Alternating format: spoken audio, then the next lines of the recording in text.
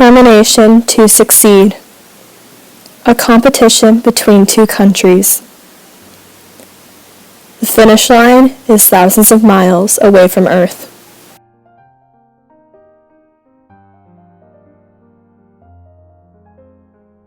In 1959, NASA recruited astronauts for the first manned space mission conducted by the United States.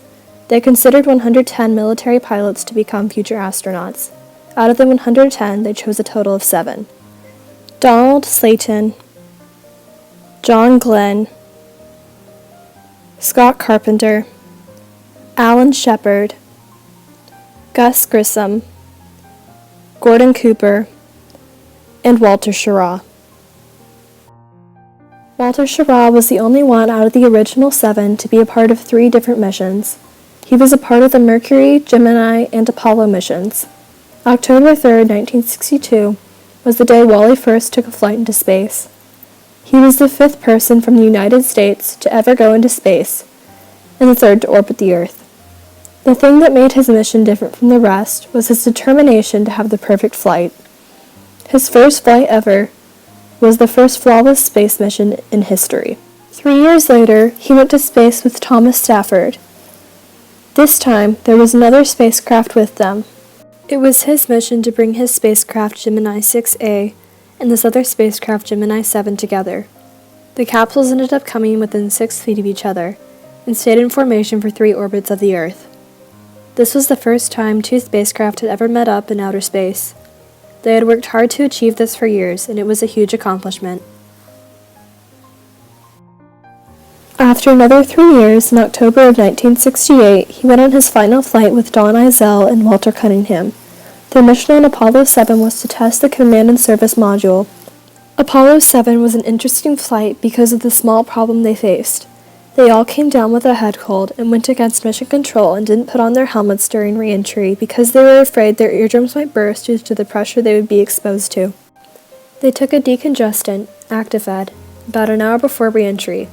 They all landed safely, but Don Eisele and Walter Cunningham never went on another mission for NASA again. Wally Schirra retired from NASA and the military after the Apollo 7 mission. In the next year, Apollo 11 was the first space mission that brought men to the moon.